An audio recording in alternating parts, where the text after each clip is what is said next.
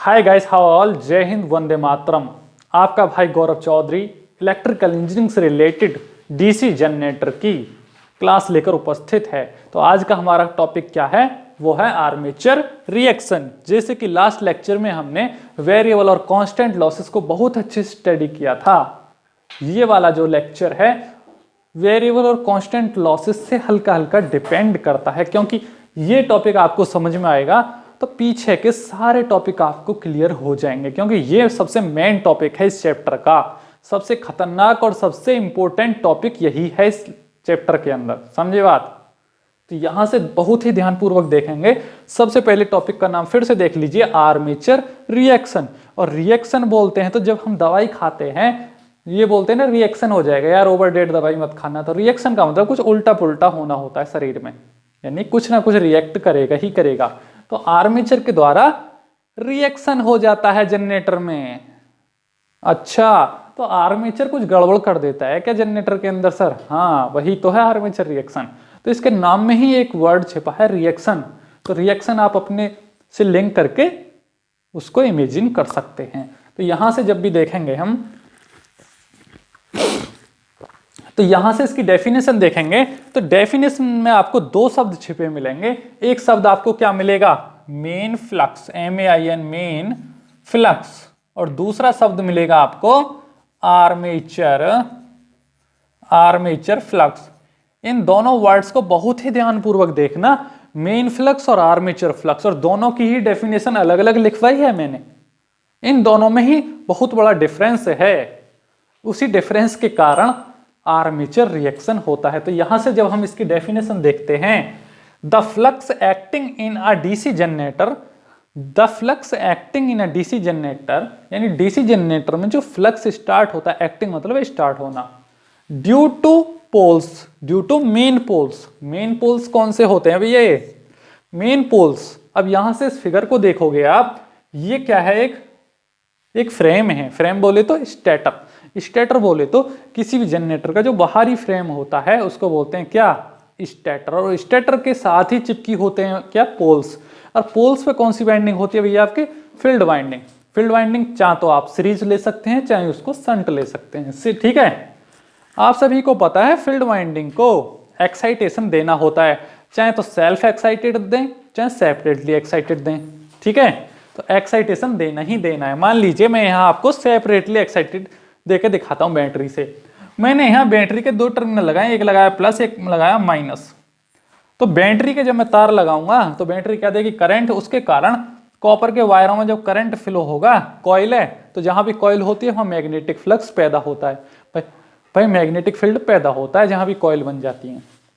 तो क्या होगा? इस स्टेटर में एक मैग्नेटिक फ्लक्स पैदा हो जाएगा, उसी को क्या बोलेंगे हम? Main flux. तो यहाँ डेफिनेशन में जो छिपा है वो छिपा है मेन पोल्स का क्या? फ्लक्स। मेन पोल्स का फ्लक्स, ठीक है। दोबारा से डेफिनेशन को देखिए, the flux acting in a DC generator due to main poles is known as क्या? Main flux. यानी स्टेटर पे पैदा होने वाली फ्लक्स को ही क्या बोला जाता है? Main flux. तो यहां से आपको समझ में आ गया कि एक्साइटेशन देने के बाद स्टेटर वाली वाइंडिंग यानी फील्ड वाइंडिंग पर जो फ्लक्स पैदा होता है उसी को बोलते हैं क्या? Main flux. यहां से आपका मेन फ्लक्स वाला फंडा क्लियर हुआ, ठीक। तो एक पॉइंट आपका यहां से समझ में आ चुका है। नेक्स्ट पॉइंट क्या है आपका? यहां से देखिए, हाउएवर जबकि current flowing through armature conductors, current flowing through armature conductors also creates a magnetic flux is known as armature flux.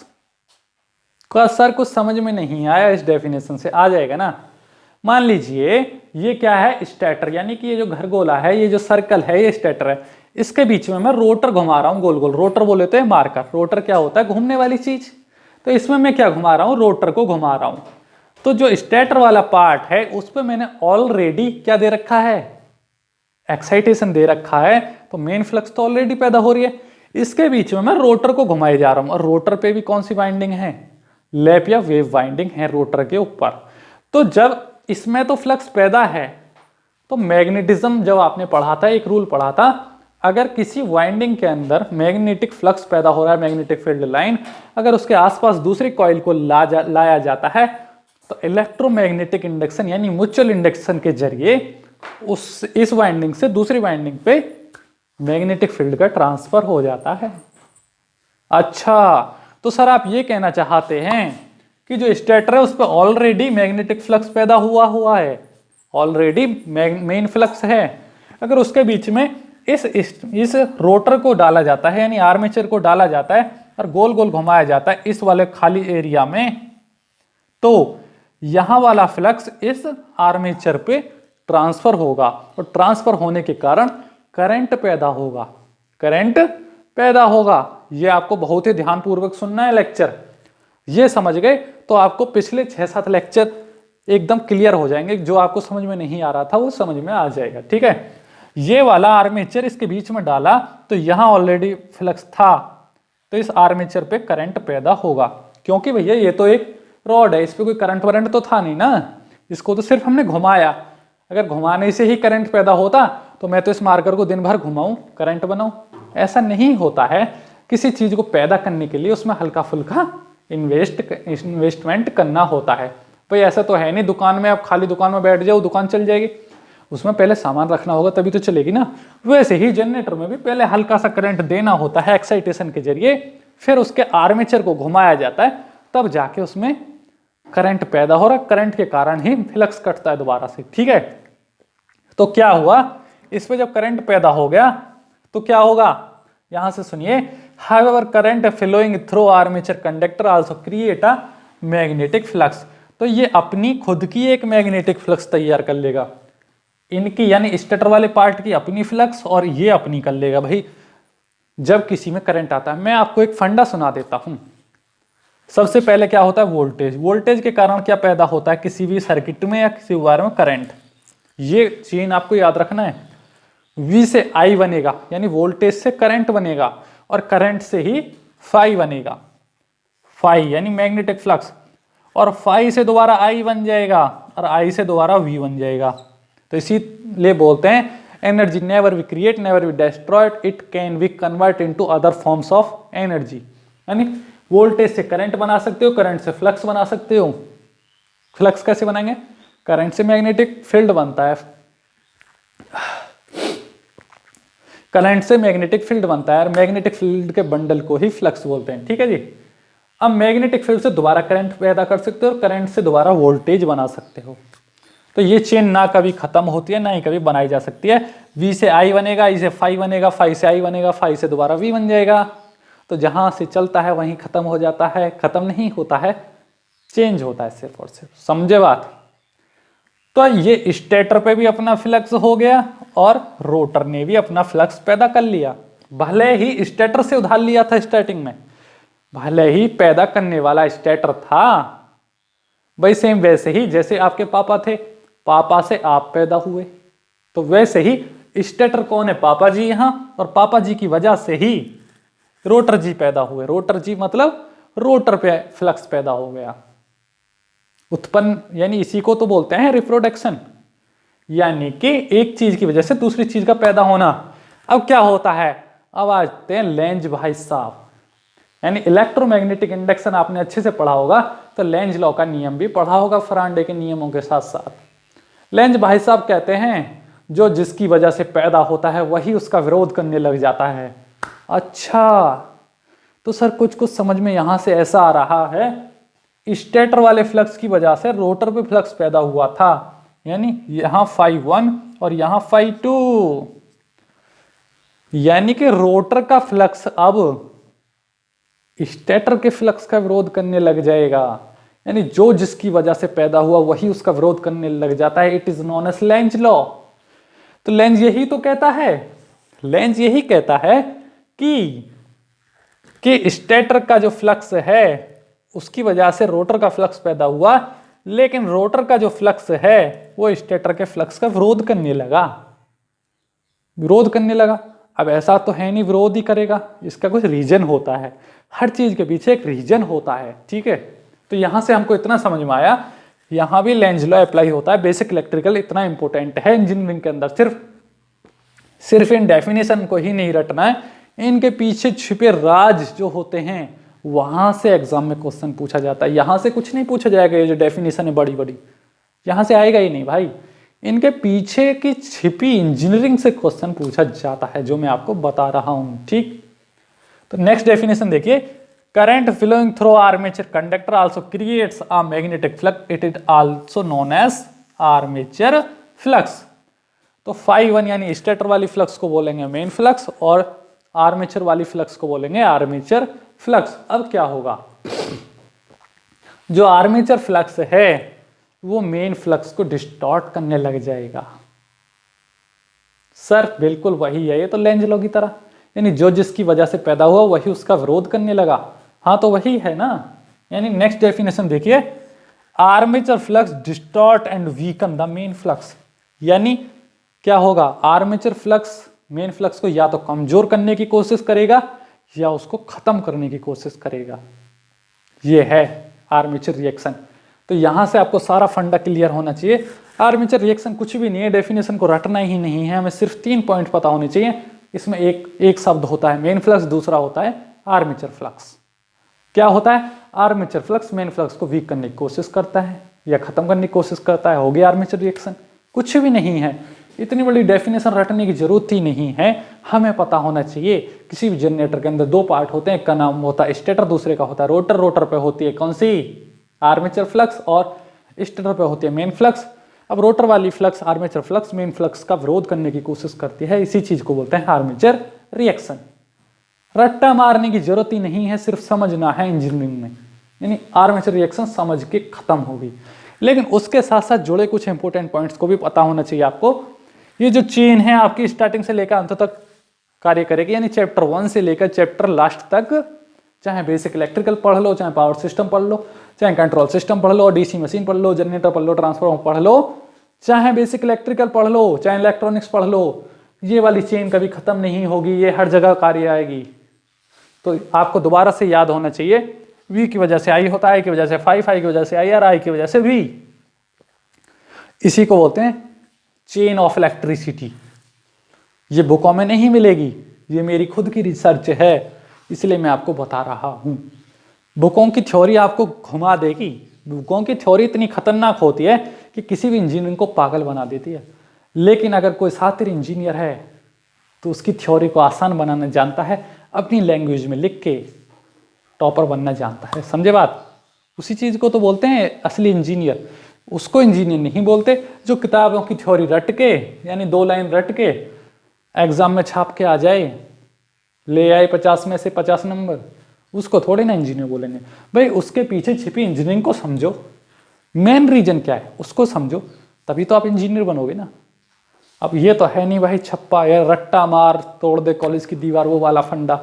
सिर्फ समझो, यानी थ्योरी को कभी मत रटो यार, थ्योरी को रटना ही नहीं है, सिर्फ और सिर्फ कॉन्सेप्ट को समझना है। तो यहां से आपका आर्मेचर रिएक्शन का कॉन्सेप्ट लगभग समाप्त होता है। अब इससे जुड़े कुछ इंपॉर्टेंट पॉइंट्स मैं आपको नोट डाउन करा देता हूं, इसको नोट डाउन करिए और फिर आगे बढ़ते हैं।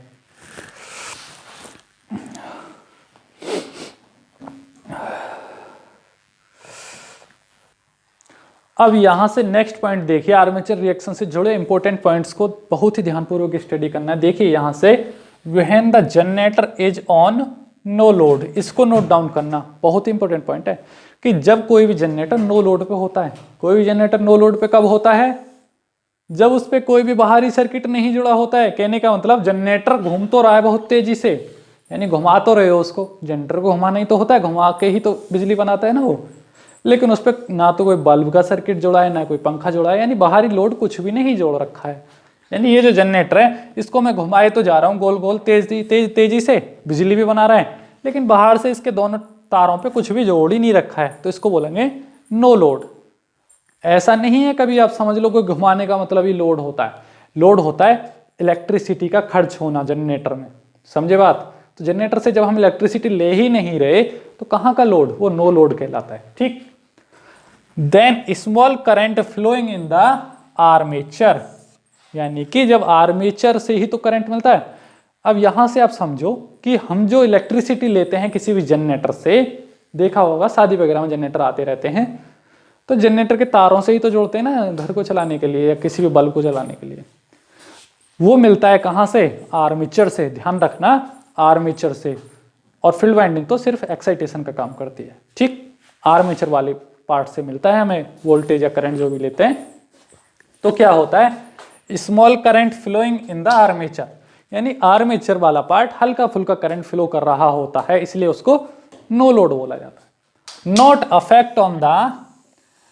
Effect on the main flux, तो ऐसी सिचुएशन में मेन फ्लक्स पर कोई भी इफेक्ट नहीं होता है आर्मेचर फ्लक्स का, यानी कि लगभग कांस्टेंट इक्विलिब्रियम रहता है, यानी मेन फ्लक्स और आर्मेचर फ्लक्स दोस्ती में रहते हैं इस पोजीशन तक जब तक लोड नहीं है। मेन फ्लक्स बोले तो स्टेटर वाले पार्ट वाला फ्लक्स, आपको पता होना चाहिए ये सारी बातें। यानी जब तक नो लोड है, जब तक दोनों के बीच मित्रता है, दोस्ती है, लगभग इक्विलिब्रियम में है। इक्विलिब्रियम मतलब कांस्टेंट, दोनों मित्र, इक्विलिब्रियम बोलते हैं उसको, ठीक। नेक्स्ट पॉइंट क्या आता है आपका, when the generator is on load, जैसे ही जनरेटर पे लोड लगता है, कहने का होता है जनरेटर तो पहले से ही घूम रहा था, खाली घूम रहा था, उस पर बल्ब नहीं लगे थे। मान लीजिए मैंने उस पर 50 बल्ब का सर्किट अचानक से लाद दिया, उसके तारों पे लगा दिया, तो बल्ब तो जलेंगे, सीधी सी बात है। तो आपने देखा होगा जनरेटर लोड सा लेने लग जाता है, एकदम से उसकी आवाज में चेंज आ जाता है। तो क्या होता है, when the generator is on load then armature flux distort or weaken the main flux। तो होता क्या है, जब कोई भी जनरेटर पे लोड लगा देते हैं, मान लीजिए यहां मैंने बहुत बड़ा सर्किट जोड़ दिया बल्बों का, यहां प्लस और माइनस पे, तो क्या होगा, करंट की डिमांड बढ़ जाएगी ना। बाहर से जो बल्ब लगे हैं 50 बल्ब, वो बोलेंगे हमें करंट दो जलने के लिए। तो कहां से मिलेगा वो करंट, जनरेटर की आर्मेचर वाली वाइंडिंग से। तो आर्मेचर वाली वाइंडिंग करंट तो देगी ही देगी भाई, जब बल्ब लग रहे हैं तो जलेंगे ही। लेकिन वो लेगी कहां से, वो बोलेगी मेन फ्लक्स से, अरे मुझे पीछे से डिमांड आ रहा है, मुझे इतना करंट दो। तो आर्मेचर करंट की डिमांड बढ़ जाएगी। आर्मेचर करंट की डिमांड इसी चीज को तो बोलते हैं जो बाहरी डिमांड होती है। मान लीजिए जनरेटर है और ये बल्ब है, तो इस बल्ब को जलने के लिए करंट कहां से मिलेगा, जनरेटर से। तो जनरेटर के आर्मेचर वाले पार्ट से डिमांड करेगा ये बल्ब कि आर्मेचर मुझको करंट दो, मुझे जलना है। लेकिन आर्मेचर किससे डिमांड करेगा, वो करेगा मेन फ्लक्स से। इसीलिए भाई ज्यादा दबाव पड़ जाता है ना मेन फ्लक्स पे आर्मेचर के द्वारा, इसीलिए तो बोलते हैं आर्मेचर रिएक्शन, क्योंकि आर्मेचर के द्वारा मेन फ्लक्स पे दबाव डाला जाना ही डिस्टॉर्ट या वीकनेस कहलाता है। It is known as armature reaction. When the generator is on load, then armature flux distort or weaken the main flux. It is also known as armature reaction। समझिए बात, ये सारा फंडा आपको समझ में आ गया। यानी किसी भी जनरेटर में आर्मेचर करंट की डिमांड बढ़ जाना ही आर्मेचर रिएक्शन कहलाता है, ठीक है। तो यहां से सारे पॉइंट आपको क्लियर हो चुके होंगे। दोनों पॉइंट को लिख लें, सारा फंडा समझ लें, ठीक है। थोड़े से 2-3 पॉइंट और हैं, उनको लिखवा देता हूं, फिर ये जो आर्मेचर रिएक्शन वाला टॉपिक है बिल्कुल समाप्त हो जाए। अब यहां से नेक्स्ट पॉइंट देखिए, प्रॉब्लम्स ऑफ आर्मेचर रिएक्शन। यानी आर्मेचर रिएक्शन जो होता है किसी भी जनरेटर में, उसकी वजह से प्रॉब्लम क्या आती हैं, वो तो आप भी जानते हैं, आपने देखा होगा शादी में या पार्टी में कभी भी जनरेटर देखा होगा, तो जैसे ही उस पर लोड पड़ता है तो उसमें लगा जो प्राइम मूवर बोले तो जनरेटर 2 पार्ट होते हैं, एक तो उसमें मोटर सी रहती है और दूसरा उसमें एक ट्रॉली टाइप का इंजन लगा रहता है। तो इंजन की आवाज बदल जाती है, एकदम से भट भट आवाज निकालने लगता है। तो रियलिटी में वो इंजन पे लोड नहीं, वो जनरेटर पे लोड पड़ रहा है, इसीलिए इंजन पे भी लोड आ रहा है, ठीक है भाई, समझे बात, ये होता है। तो होता क्या है, द आर्मेचर रिएक्शन में डिक्रीज द मेन फ्लक्स। जो आर्मेचर रिएक्शन होती है मेन फ्लक्स को डिक्रीज करने की जो आर्मेचर रिएक्शन होती है वो मेन फ्लक्स को डिक्रीज करने की कोशिश करती है। कितना, 10% तक गिरा देती है, 10% डिक्रीज द 0 से 10% तक गिरा सकती है। यानी कभी भी एग्जाम में 5% आ जाए तो चलेगा, यानी 0 से मिनिमम 0 और मैक्सिमम 10% हो सकता है, ठीक। दिस कॉज, इसके कारण क्या प्रभाव होते हैं, generated EMF in generator. Generated EMF बोले तो वोल्टेज जो पैदा हो रहा था किसी जनरेटर में, भैया मेन फ्लक्स की वजह से ही तो पैदा हो रहा था, अब उसमें गिरावट आ जाएगी। जब गिरावट आ जाएगी तो बल्ब के लिए क्या सप्लाई करोगे, जो बल्ब लगे हैं बहुत सारे उनके लिए सप्लाई क्या करोगे, तो वही तो रीजन है। आर्मेचर रिएक्शन के कारण जनरेटेड ईएमएफ्स में फॉल्स डाउन आ जाता है। And with increase in load, जैसे जैसे लोड बढ़ता है यानी लोड करंट बढ़ता है वैसे ही किसी भी जनरेटर में आर्मेचर रिएक्शन आनी ही आनी है। आपने भी देखा होगा जैसे ही जनरेटर पर लोड पड़ता है उसकी आवाज़ चेंज हो जाती है, बहुत तेजी से आवाज़ करने लगता है बाट बाट बाट बाट इस तरीके से। तो वो होता क्या रियलिटी में, लोड ज़्यादा लोड करंट की डिमांड हो रही है, यानी जो बल्ब लगे हैं जो भी सर्किट लगे हैं बाहर से वो ज़्यादा करंट की डिमांड कर रहे हैं जनरेटर से, इसलिए उसमें आर्मेचर रिएक्शन की प्रॉब्लम आ रही है। समझे बात? तो यही रीजन होता है। कभी भी आपसे लोड करंट बोला जाए तो समझ जाना वो लोड करंट सीधे सीधे आर्मेचर करंट पे है, यानी लोड तो आर्मेचर का मित्र होता है ना। लोड तो बोलेगा आर्मेचर भाई साहब हमें लोड वो करंट दो, लोड बोलेगा ना ये बात, वो बोलेगा अच्छा अभी देता हूँ, स्टेटर वाले पार्ट यानी मेन फ्लक्स से लेता हूँ, वो मेन फ्लक्स से मांगेगा, मेन फ्लक्स पे उतना है नहीं तो आर्मेचर रिएक्शन हो जाएगी। तो यही तो बात है आर्मेचर रिएक्शन। तो आपको आर्मेचर रिएक्शन का एक एक पॉइंट बहुत अच्छे से समझ में आ चुका है, यानी आर्मेचर रिएक्शन को कैसे कम करना है वो भी आपको बताएंगे, यानी प्रॉब्लम्स तो आपको समझ में आ ही गई। यानी किसी भी जनरेटर पे जितनी उसकी क्षमता है उतना ही लोड डालें, उस क्षमता से अधिक लोड नहीं डालें। यानी भाई जब आपको ज़्यादा लोड डालना है तो ज़्यादा हॉर्स पावर का जनरेटर ले लो, कम लोड डालना है तो कम हॉर्स पावर का लो, यानी जितनी उसकी क्षमता है उस पर उतना ही लोड डालें। ऐसा तो है नहीं कोई 5 हॉर्स पावर का है उस पर आप 20 हॉर्स पावर का लोड डाल रहे हो तो कहाँ से लेगा, उसमें आर्मेचर रिएक्शन आना ही आना है। ठीक है, और ऐसा जनरेटर लगाएं, क्यूमुलेटिवली कंपाउंड जनरेटर लगा सकते हैं, शंट जनरेटर लगा सकते हैं, सीरीज लगा सकते हैं, जैसे जिसकी डिमांड।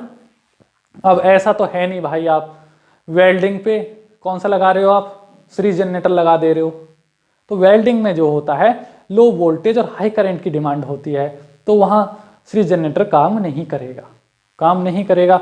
वहाँ डिफरेंशियली कंपाउंड डीसी जनरेटर का कार्य होता है वेल्डिंग में, क्योंकि वहाँ वोल्टेज 230 नहीं, वहाँ वोल्टेज 80 से 90 वोल्ट यानी मैक्सिमम 110 वोल्ट होता है, करंट बहुत ज़्यादा होता है। आपके घरों में जो करंट होता है वो 3 से 4 एम्पियर होता है, जबकि वेल्डिंग के टाइम करंट 100 एम्पियर तक पहुँच जाता है और वोल्टेज लो रहता है वहाँ। तो ये वाला पॉइंट भी आपको समझना होगा, इसलिए अलग अलग प्रकार के जनरेटर बनाए गए हैं। तो यहाँ से आर्मेचर रिएक्शन का पॉइंट भी क्लियर होता है। नेक्स्ट टॉपिक में चलेगा इनकी कैरेक्टरिटीज, यानी कि इन तीनों जनरेटर्स में यानी ग्राफ के जरिए समझाया जाएगा। इंजीनियरिंग में जो ग्राफ होते हैं उनके जरिए में इनकी अलग अलग कैरेक्टरिटीज को समझाया जाएगा कि लोड पे क्या होता है, नो लोड पे क्या होता है, सब कुछ समझा जाएगा। तो एक लेक्चर और बच्चा है इस चैप्टर से रिलेटेड, जैसे ही वो लेक्चर समाप्त होगा तो आपका चैप्टर भी बिल्कुल समाप्त हो जाएगा। यानी 10 से 12 लेक्चर्स के अंदर डीसी जनरेटर वाला चैप्टर समाप्त हो चुका है, जबकि ये जो डीसी जनरेटर है ये पूरे 6 महीने में 6 महीने का कोर्स है। इलेक्ट्रिकल इंजीनियरिंग चाहे बीटेक की बात ले लो चाहे डिप्लोमा की बात ले लो, 6 महीने में एक ही किताब खत्म हो पाती है, वो डीसी मशीन वाली। ठीक है, तो मैं आपके 20 से 30 लेक्चर्स में डीसी जनरेटर, मोटर और साथ में ट्रांसफार्मर भी बिल्कुल समाप्त कर दूंगा। Thank you so much for watching this lecture, see you again.